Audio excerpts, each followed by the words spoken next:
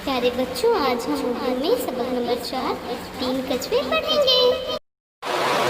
एक मर्तबा का जिक्र है। तीन कछुए पानी में रहते रहते उकता गए।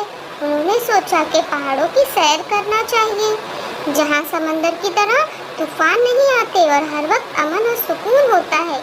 ये सोचकर तीनों पहाड़ की सैर के लिए निकल पड़े। उन्होंने अपने साथ खाने का बहुत सा सामान लिया। इनका सफर बहुत लंबा था, क्योंकि समंदर से पहाड़ का फासला सैकड़ों मील का था। फिर ये कि कछुए रेंग कर भी तो चलते हैं। तीनों कछुए पहाड़ की तरफ चलते रहे। रास्ता लंबा था और हर तरफ झाड़ झंखाड़, लेकिन कछुए भी धुन के पक्के थे। वो हर तकलीफ का मुकाबला करते हुए आगे बढ़ते चले गए। आखिरकार उनको बहुत दूर पहाड़ दिखाई दिए, जो बर्फ से ढके हुए थे। इनको यहाँ पहुँचते पहुँचते 20 साल गुजर गए।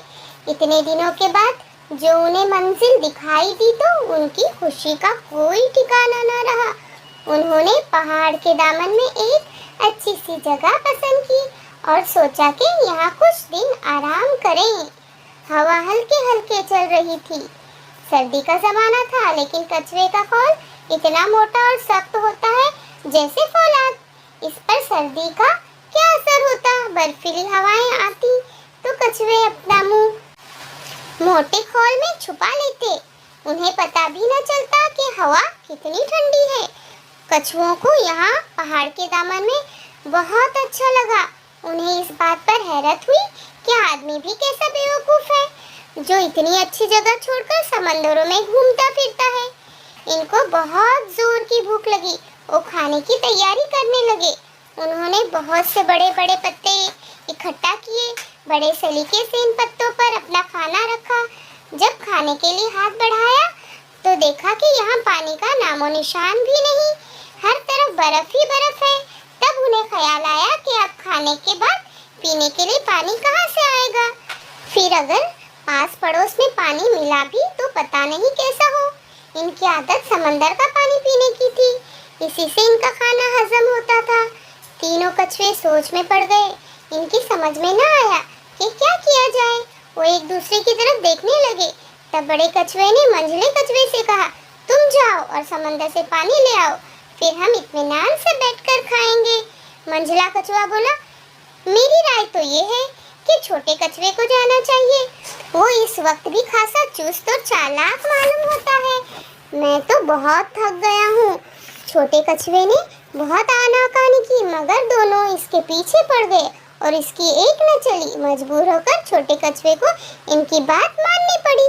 वो बोला, मैं चला जाऊंगा, मगर मुझे यकीन है मेरे जाने के बाद तुम मेरा इंतजार किए बगैर खाना चट कर जाओगे। दोनों कछुओं ने कहा, ये कैसे हो सकता है?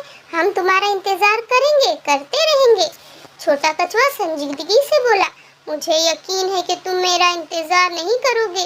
मगर दोनों ने बड़ी खुशामद की और इससे खूब पक्का वादा कर लिया कि जब तक तुम ना आओगे हम खाने को हाथ न लगाएंगे। आखिर छोटा कछुआ चला गया। अब दोनों कछुए बैठे इंतजार करते रहे।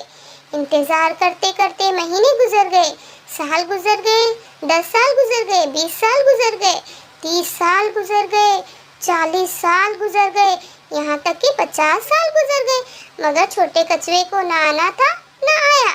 अब तो इन दोनों का मारे भूखे बुरा हाल हो गया। उनको यकीन हो गया कि जरूर कोई ना कोई हादसा पेश आया है, वरना कोई वजह न थी कि छोटा कछुआ पानी लेकर ना आता। उन्होंने सोचा, अब ज्यादा इंतजार करने से कोई फायदा नहीं। अगर इसको आना होता तो अब तक आ जाता। आखिर भूख से बेकाबू होकर दोनों कछुए खाने की तरफ बढ़े। उन्होंने अभी खाने में हाथ डाला ही था कि छोटा कछुआ चट्टान के पीछे से अचानक सामने आया और बोला, मैं जानता था कि तुम दोनों हरगिज मेरा इंतजार न करोगे, इसीलिए तो मैं पानी लाने गया ही नहीं। यहीं बैठा हुआ सब देख रहा था। दोनों कछुए भौचक्का रह गए। कहते तो क्या कहते। प्यारे बच्चों, अब हम इस सबक के अल्फाज मायने भी सीखते हैं। झाड़ झंकार यानी झाड़ियाँ। धुन का पक्का होना यानी इरादे का पक्का होना। खुशी का ठिकाना न रहना यानी बहुत खुश होना। आनाकानी करना, बहाने बनाना। एक न चलना यानी कोई बहाना काम न आना। चट कर जाना, सब कुछ खा जाना। भूचक्का रह जाना, बहुत हैरान होना। शुक्रिया प्यारे बच्चों, इस सबक और अल्फाज को ध्यान से पढ़ो, लिखो और लिखकर मुझे सेंड करो।